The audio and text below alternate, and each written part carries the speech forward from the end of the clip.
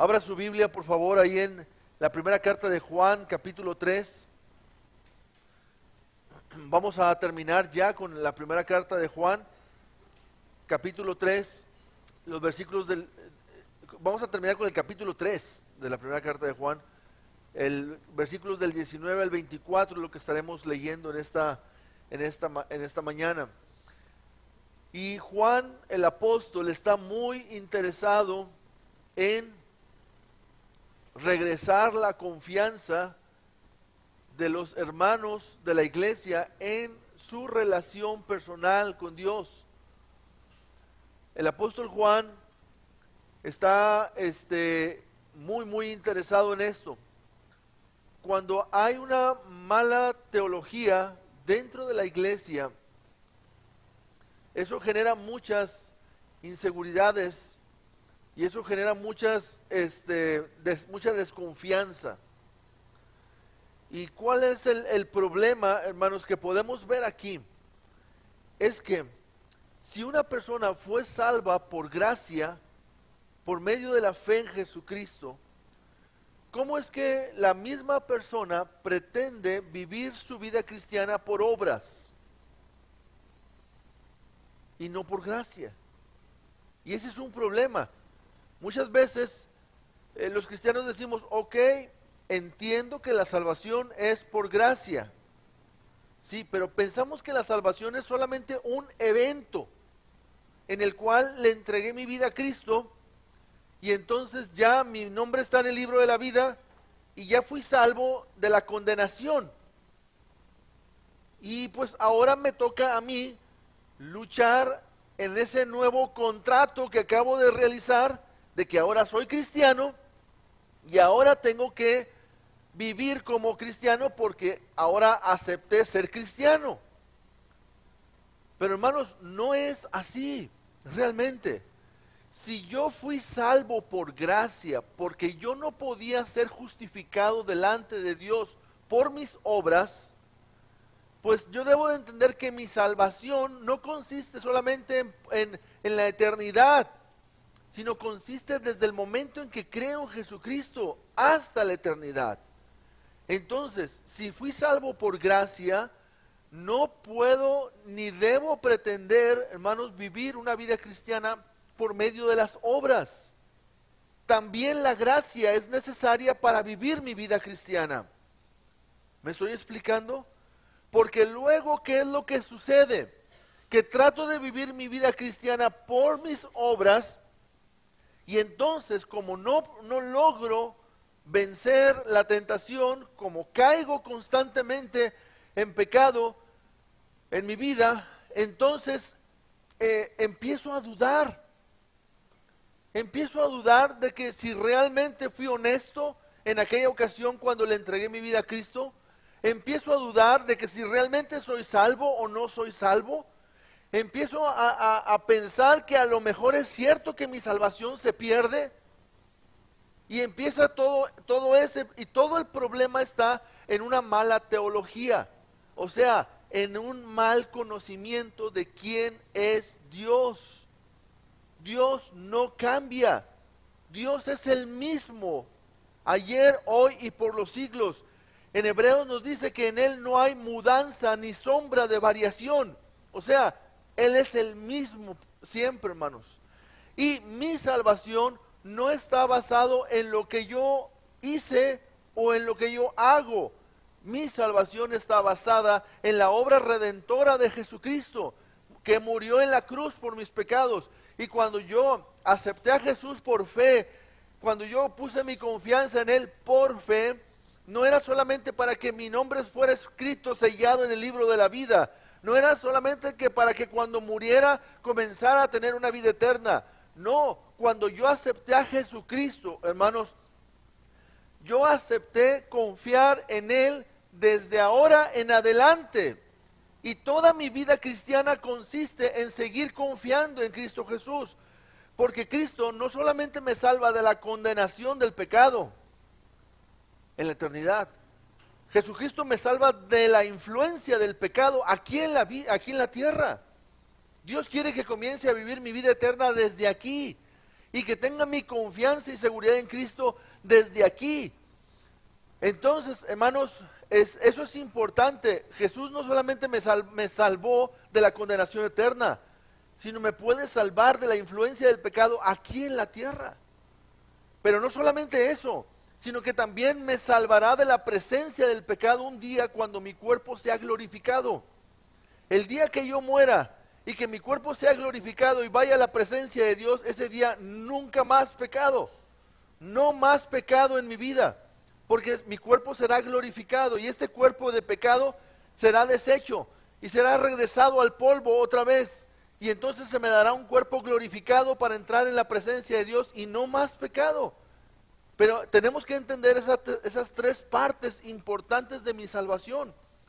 Porque si no lo entiendo, entonces yo pienso que fui salvo por la decisión que tomé en una ocasión, en una campaña, en una predicación, en un momento, en alguien que me compartió, y fui salvo y hice un contrato, y como que yo debo de tener de alguna manera unas copias de ese contrato en mi poder, porque el día que me presente con Dios, yo le voy a decir, Señor, acuérdate.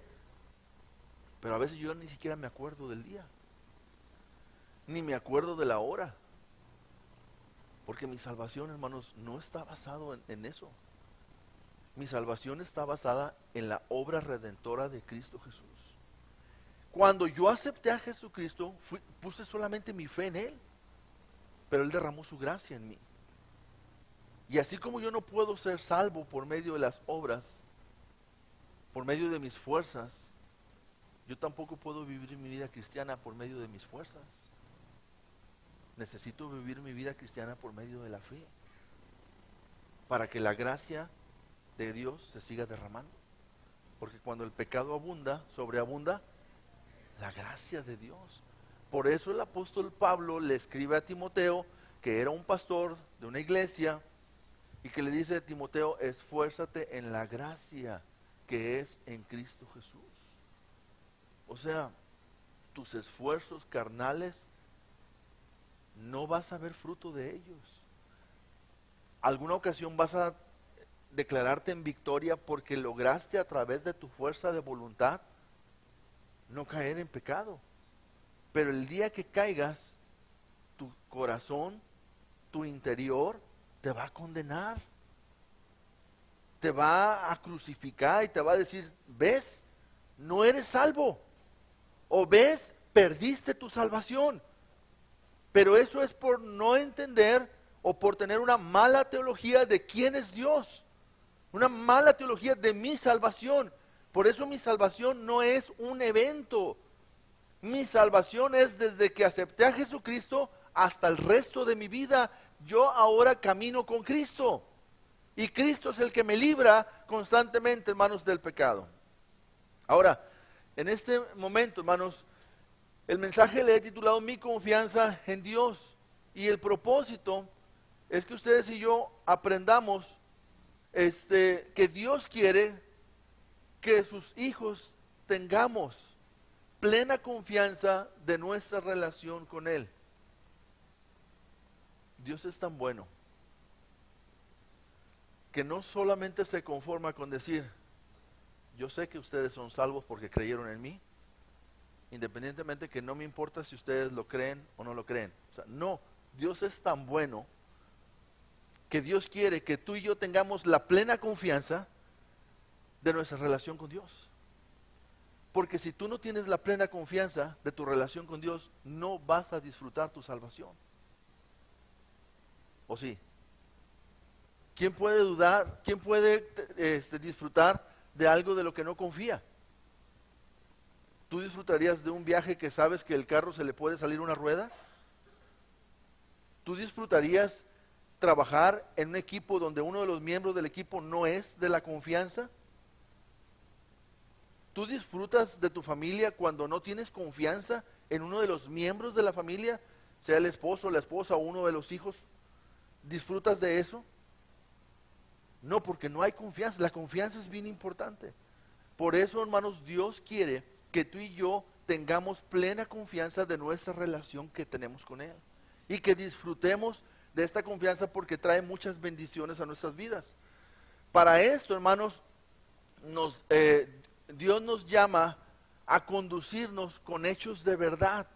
Vamos a leer ahí en el versículo 19. Primera de Juan 3:19. Dice, y en esto conocemos que somos de la verdad y aseguramos nuestros corazones delante de Él. Pues si nuestro corazón nos reprende, mayor que nuestro corazón es Dios, y Él sabe todas las cosas. Amados, si nuestro corazón no nos reprende, confianza tenemos en Dios. Y cualquier cosa que pidiéremos, la recibiremos de Él, porque guardamos sus mandamientos y hacemos las cosas que son agradables delante de Él. Y este es su mandamiento, que creamos en el nombre de su Hijo Jesucristo y nos amemos unos a otros, como nos lo ha mandado. Y el que guarda sus mandamientos permanece en Dios y Dios en él, y en esto sabemos que Él permanece en nosotros por el Espíritu que nos ha dado. Por el Espíritu que nos ha dado. Ahora, lo primero, hermanos, que Dios nos está dando para que nosotros tengamos confianza, fíjense, dice, y en esto sabemos. ¿Qué es lo que está atacando aquí el apóstol Juan? Está atacando que la salvación se pierde o no se pierde. No es el punto que está tratando el apóstol Juan. El apóstol Juan está tratando el punto de lo que tú sabes. Dice, y en esto sabemos, o en esto conocemos. ¿Sí? O sea, la importancia de que tú tengas convicción, de que tú sepas en qué está basada tu relación con Dios. Voy a poner una ilustración. ¿Qué sucede si un papá, después de 16 años, va y se presenta con su hijo y le dice, yo soy tu papá? Nunca antes lo había visto el hijo, ¿sí? Ni el papá tampoco al hijo, pero va y le dice, yo soy tu papá. Y la mamá le dice, sí, él es tu papá. Entonces el hijo puede creer eso. ¿Por qué? Pues está escuchando lo del hombre, está escuchando de la mamá, y puede decir, pues sí, está bien, creo, decido creer. Pero va a llegar el momento en el que el hijo dice, ¿y si no es? ¿Y por qué yo voy a creer que sí soy? El papá le dice, bueno, vamos a hacer una cosa, vamos a hacer una prueba de ADN. Y vamos a un laboratorio. Y entonces van a un laboratorio, se hacen la prueba de ADN y la prueba sale positiva. Y el laboratorio dice, evidentemente, hay una relación consanguínea, donde él es el papá y él es el hijo. Entonces el hijo, bueno, ya no solamente creo porque decidí creer, sino que ahora tengo una prueba aquí de que realmente él es mi papá. Bueno, nosotros creemos que Dios es nuestro Padre por fe, ¿no es cierto? Pero Dios nos dice, ¿quieres tener una prueba, una confianza? ¿Verdad? Entonces, ¿de qué estaba hablando la semana pasada y de qué está hablando, de qué sigue hablando en este momento?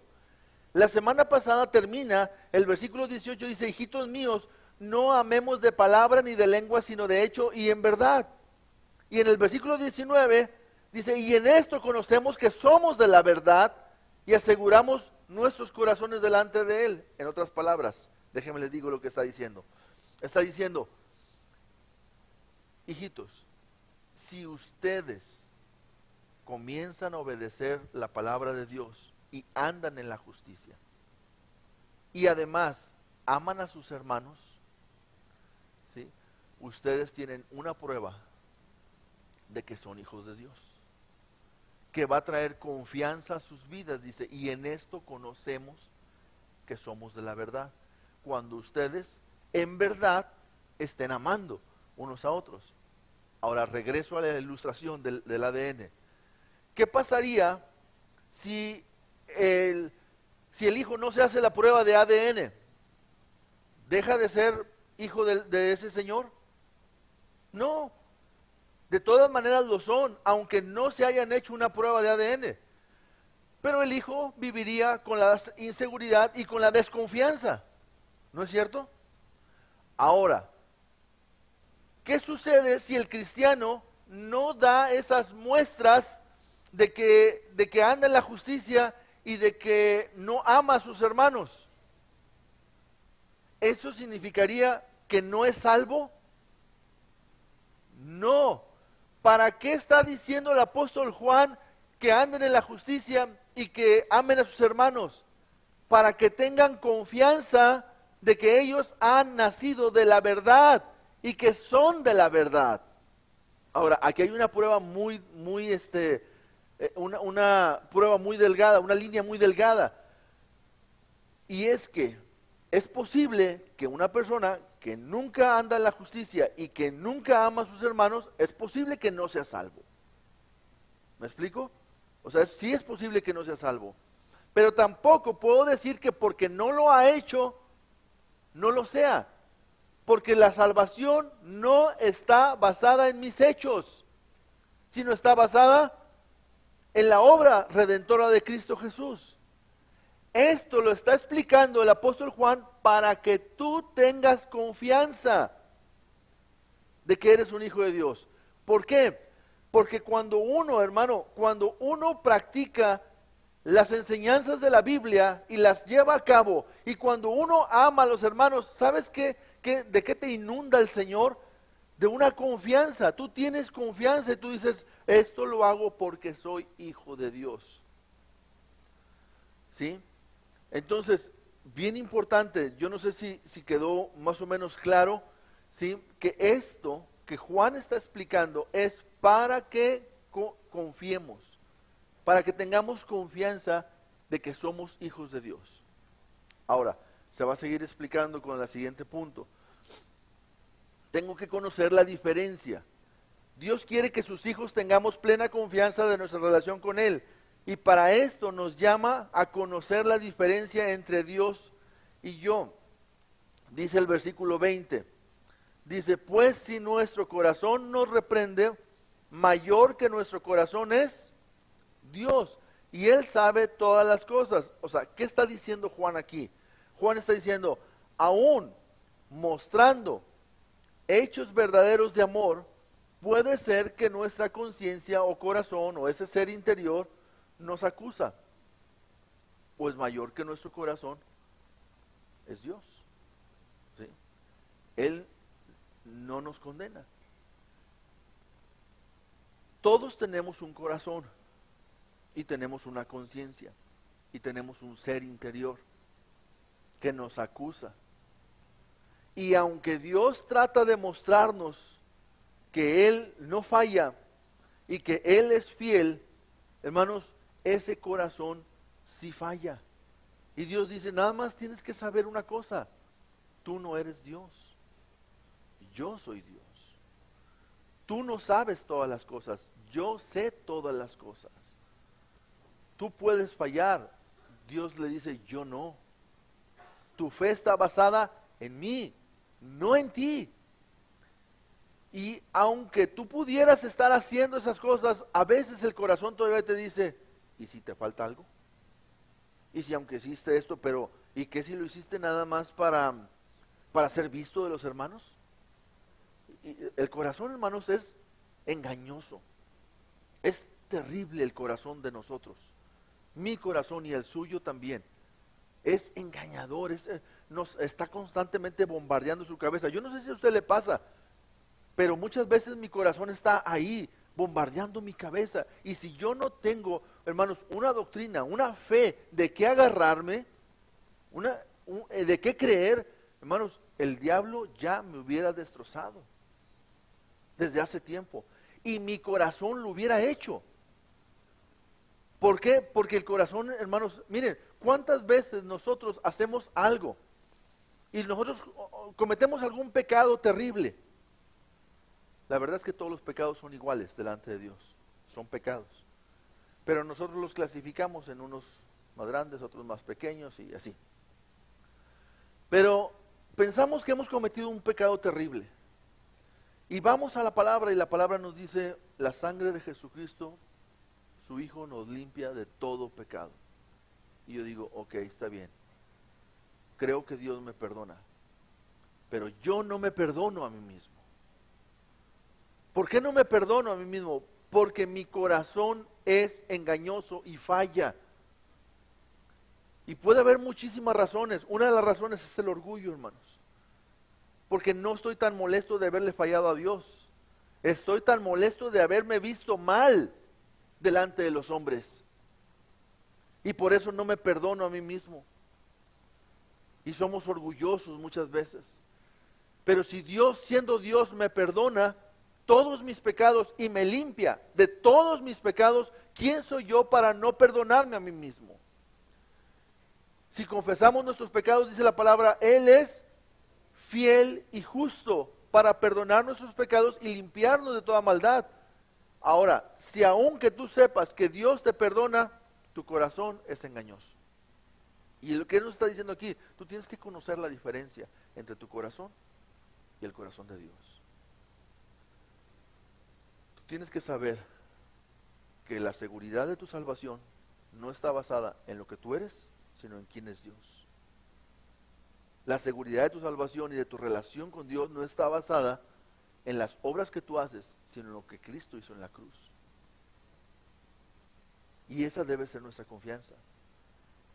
Si yo no entiendo esto, hermanos, voy a vivir como un hijo desdichado, porque nunca voy a poder disfrutar de las bendiciones que Dios tiene preparadas para sus hijos. Es como si yo fuera el hijo de un padre amoroso y yo ni siquiera lo sepa. Como si yo fuera el hijo de un padre que es poderoso y yo no lo sé. Es como si yo fuera el hijo de un padre rico que tiene en sus manos todo lo que necesito y yo no lo sé. ¿Lo disfrutaría? No sé. Tengo inseguridad. Tengo desconfianza. Así que si tú has creído en Jesucristo como tu Salvador personal, eres hijo de Dios, independientemente de lo que tu corazón te pueda acusar en algún momento. Porque mayor que tu corazón es Dios. Eso es lo que nos quiere enseñar el apóstol Juan en este versículo.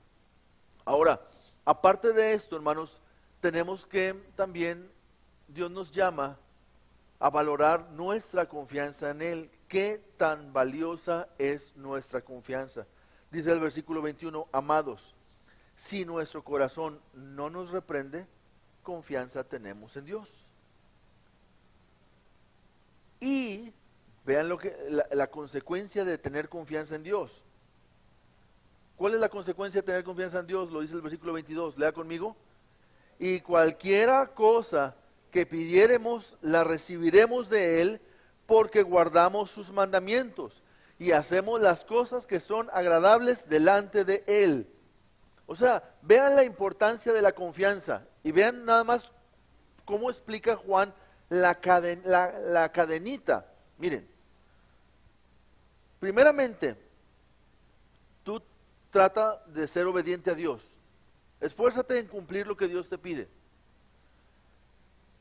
Si la Biblia te dice, lo que te diga la palabra de Dios, cualquier cosa que te pida el Señor, como por ejemplo, habla de Jesucristo a otro, ¿sí? Testifica, ¿verdad? Entonces, tú vas y lo obedeces y lo haces, le compartes de Cristo a una persona. En tu corazón sucede el versículo 19, en esto conocerás que somos de la verdad, porque tú estás hablando de Jesucristo. Ahora, también te dice, y si amamos a nuestros hermanos. Eso de amar a nuestros hermanos es muy engañoso, hermanos. Siempre le tratamos de sacar la vuelta a la verdad y queremos jugar con la mentira. La mentira es, yo te amo, yo amo a todos. La mentira es, yo no tengo problemas con nadie. Esa es la mentira. La verdad son hechos. Dice, hijitos, no nos amemos de palabra ni de lengua, sino de hecho y en verdad. Entonces, yo trato de ser obediente a Dios y trato de amar a mis hermanos. ¿Cómo amo a mis hermanos? Haciendo acciones objetivas, verdaderas, de amor para mis hermanos. entonces tengo confianza. Tengo confianza en que yo soy hijo de Dios, soy de la verdad. Y si tengo confianza, entonces voy a orar. Y si oro, tengo lo que le pido al Señor.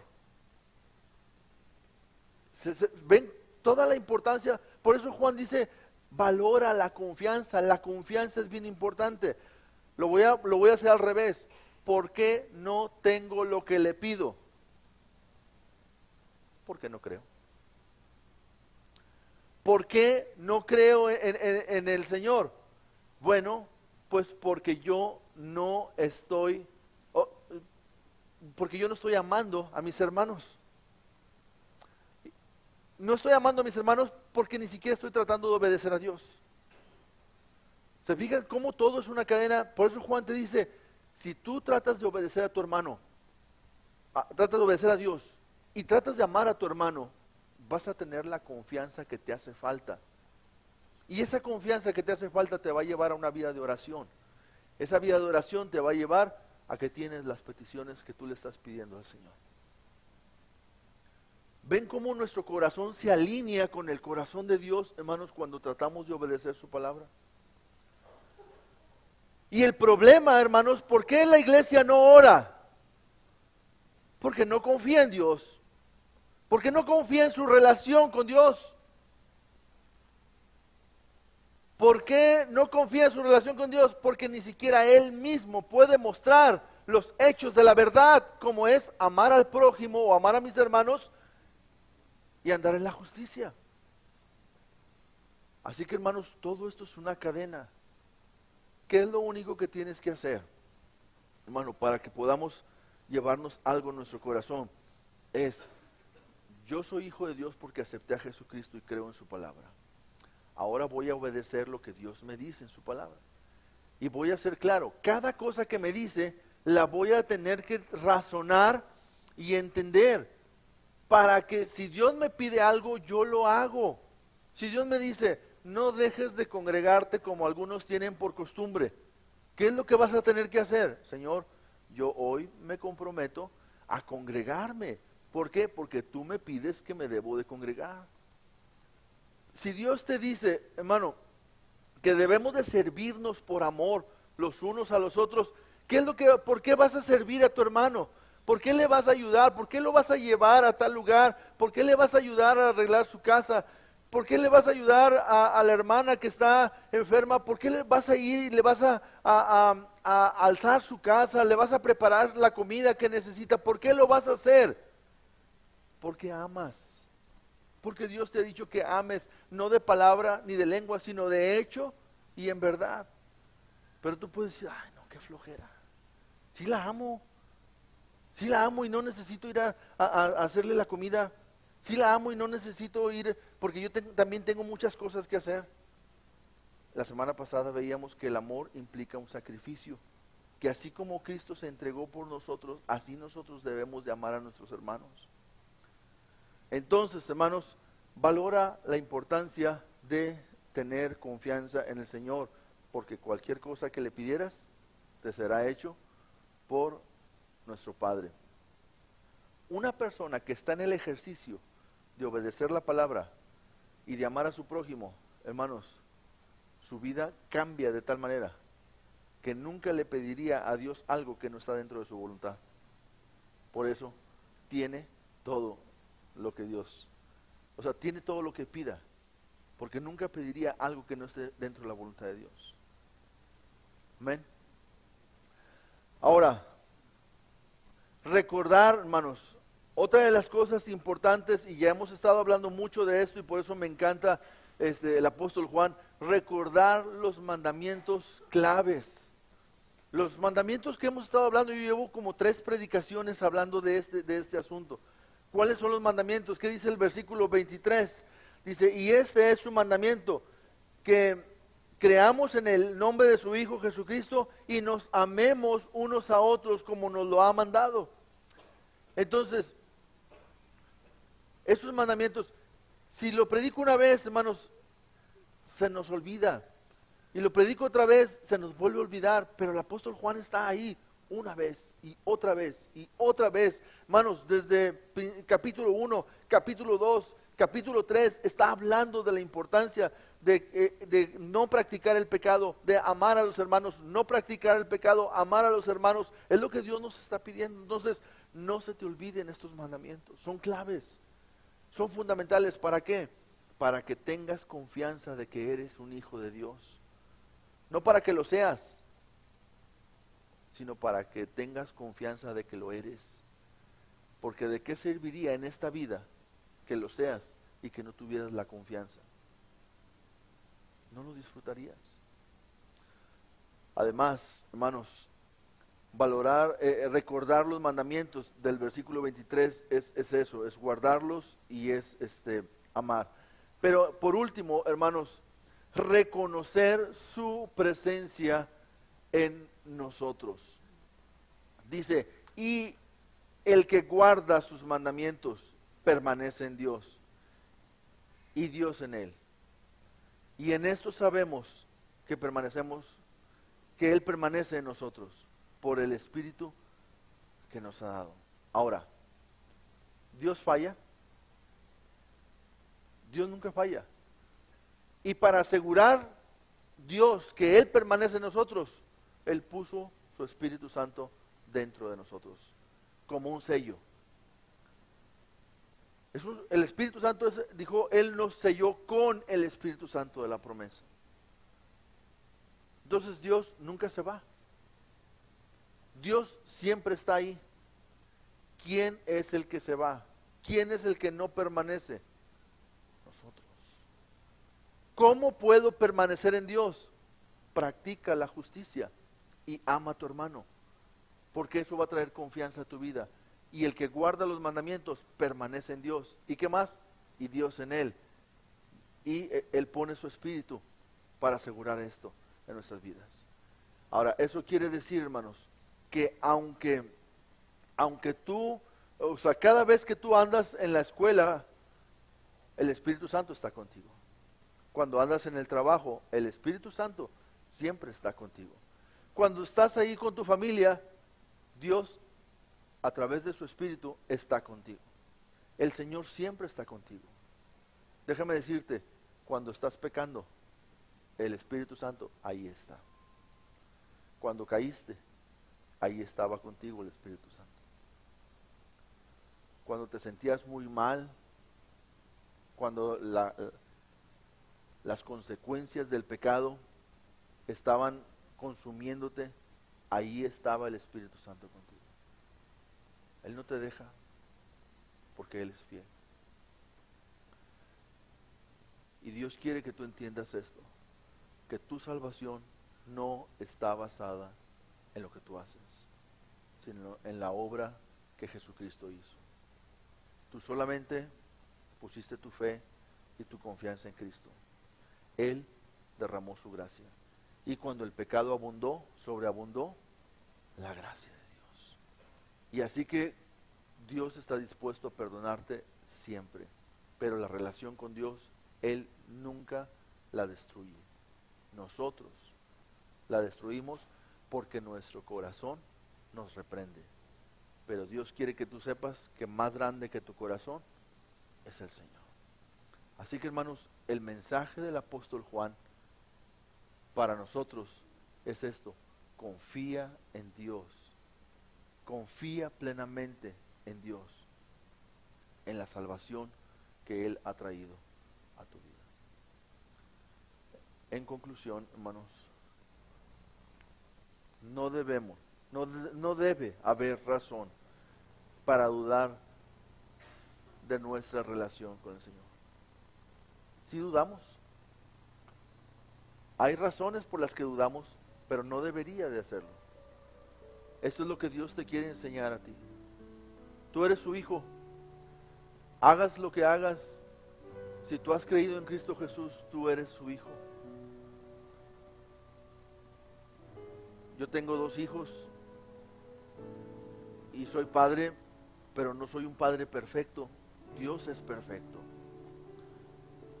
Pero yo les he enseñado a mis hijos que hagan lo que ellos hagan, no dejan de ser mis hijos. Les he enseñado a ellos que aun y cuando se equivoquen, ellos pueden venir conmigo con confianza y decirme: papá, fallé, papá, la regué, papá, hice mal, papá, cometí un error, cometí una falta. Y ellos saben que soy su papá y que voy a estar con ellos y ayudarles a salir del problema en el que se hayan metido. No importa, porque soy su papá. Pero yo soy un papá imperfecto. Dios es un padre perfecto. Así que no importa lo que tú hayas hecho, tú puedes acudir a Dios y pedirle perdón y decirle: Señor, perdóname, soy tu hijo, ayúdame a confiar en lo que tú has dicho en tu palabra, porque este corazón que tengo me condena, me acusa, ahí está señalándome la falta constantemente. Pero ayúdame a recordar siempre que tú me amas, y me amas de tal manera como un verdadero padre, como un padre perfecto que tú eres. Y tu relación con Dios no se rompe por lo que tú haces, porque está basada en la obra de Cristo Jesús. No se rompe por lo que tú haces o dejes de hacer, porque Él puso a su Espíritu Santo dentro de ti. Y Dios no lo quita cuando te portas mal, y Dios no lo pone otra vez cuando te portas bien, y Dios no lo quita y lo pone. No, Él lo puso como un sello, como si fuera un tatuaje. Ahí está en tu corazón. Así lo puso el Señor. Así que, amados hermanos, Dios te ha hablado algo esta mañana a tu corazón. Él te ha mostrado algo en su palabra.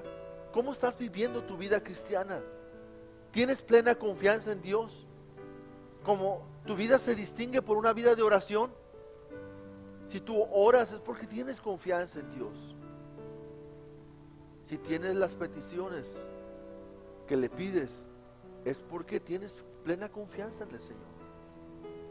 Si tienes confianza en el Señor, seguramente es porque tú estás practicando la justicia y el amor. Así que es bien claro este mensaje, hermanos, para nosotros. Llévate algo en tu mente. ¿Qué te puedes llevar? Señor, hoy yo voy a comenzar de manera intencional a hacer lo que tu palabra dice. Y voy a señalar y voy a escribir algo de lo que tú me muestras en mi lectura o en las predicaciones, y voy a decir: esto no lo estoy haciendo, esto lo voy a comenzar a hacer. Y tú ¿de qué manera vas a amar a los hermanos? Tú puedes decir: yo me voy a acercar a un hermano y voy a amarlo. ¿Cómo? Con hechos verdaderos. Muéstrale tu amor a uno de tus hermanos, al que sea. Dios te va a llevar a alguien cerca de ti y te va a dar la oportunidad de que le sirvas con amor. Esto va a hacer crecer tu confianza de que eres un hijo de Dios, y esto va a hacer que tú disfrutes de tu relación eterna con tu Padre.